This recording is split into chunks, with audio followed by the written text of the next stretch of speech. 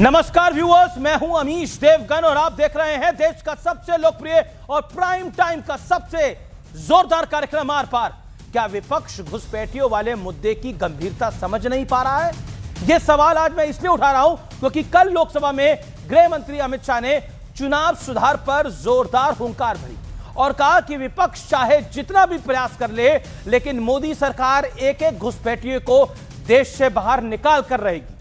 हालांकि जब गृह मंत्री ने घुसपैठियों पर अपनी बात रखनी शुरू करी तो कांग्रेस विरोध जताते हुए सदन से बाहर चली गई। सवाल है कि क्या वोट बैंक के चक्कर में विपक्ष देश हित को ताक पे रख रहा है? अखिलेश यादव कह रहे हैं कि मोदी सरकार एसआईआर के नाम पर एनआरसी करा रही है, लेकिन ममता बनर्जी इन सबसे 2 कदम आगे निकलते हुए यहां तक कह दिया कि चाहे नाक रगड़ लो, लेकिन एसआईआर का फॉर्म मत भरना, मत भरना, मत भरना। इसके बाद उन्होंने गृह मंत्री अमित शाह पर आपत्तिजनक टिप्पणी कर डाली। उनकी एक आंख में दुर्योधन दिखता है और दूसरी आंख में दुशासन। सवाल है कि अगर मोदी सरकार घुसपैठियों को देश से बाहर निकाल रही है तो विपक्ष बेचैन क्यों है? क्या वाकई इसके पीछे वोट बैंक वाला एक नैरेटिव है? और एक और बड़ी बात, जब से धुरंधर फिल्म आई है तब से भी जो तुष्टीकरण की प्रकाष्ठा है वो हमें देखने को मिल रही है। इसमें भी धार्मिक एंगल खोजा जा रहा है। आज इन्हीं तमाम मुद्दों पर देश की सबसे बड़ी पॉलिटिकल बहस। वंदे मातरम का विरोध आज के कांग्रेस के नेतृत्व तक कांग्रेस के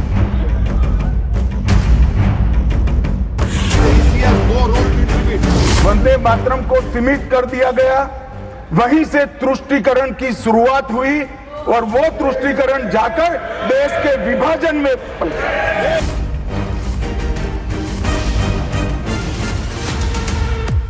चुनाव सुधार और एसआईआर पर संसद में बहस खत्म हो गई और लोकसभा में अमित शाह के जोरदार भाषण के बाद विपक्ष का आरोप ध्वस्त हो गया। उल्टे विपक्ष गंभीर आरोप में घिर गया। ये क्यों सदन छोड़कर भाग गए? मैं तो बात कर रहा था घुसपैठियों को देश के बाहर निकालने की। अब ये तो देखिए साहब, ये घुसपैठियों को लिए भाग गए क्योंकि उनकी पॉलिसी है नॉर्मलाइज कर दो घुसपैठ को, मतदाता सूची में डालकर फॉर्मलाइज कर दो। इसके बाद अमित शाह ने मद्रास हाई कोर्ट के जज के खिलाफ महाअभियोग प्रस्ताव के मुद्दे पर भी विपक्ष को घेरा। जजमेंट क्या है? एक पहाड़ी पर मान्यता है कि हाँ सबसे ऊपर दिया जलाया जाए। मान्यवर, ये वोट बैंक को संभालने के लिए एक हाईकोर्ट के जज के सामने इम्पीचमेंट लेकर आए हैं। इससे पहले वंदे मातरम के मुद्दे पर पीएम मोदी ने कांग्रेस पर तुष्टीकरण का आरोप लगाया था। तुष्टीकरण की राजनीति के दबाव में कांग्रेस वंदे मातरम के बंटवारे के लिए झुकी, इसलिए कांग्रेस को एक दिन भारत के बंटवारे के लिए झुकना पड़ा।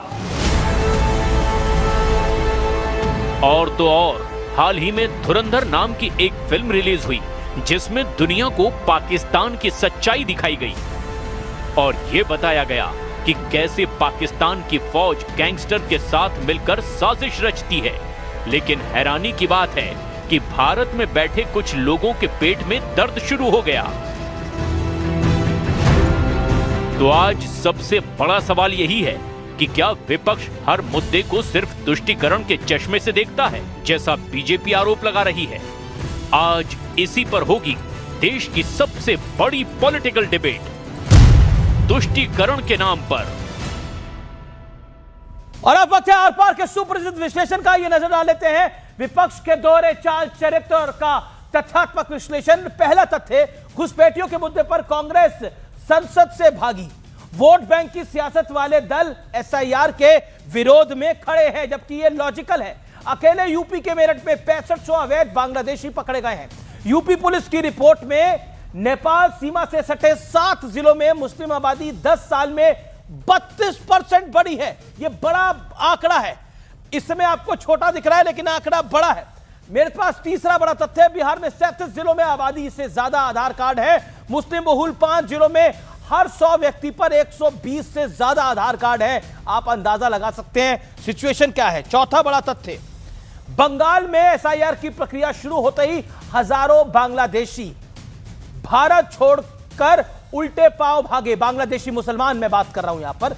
पिछले कई हफ्तों से ममता बनर्जी वोट बैंक के चक्कर में एसआईआर के विरोध में डटी हैं। उन्हें पता है कि अगर ये बांग्लादेशी बाहर जाएंगे तो उनके वोट बैंक पे असर पड़ेगा, लेकिन ये देश के लिए खतरा है।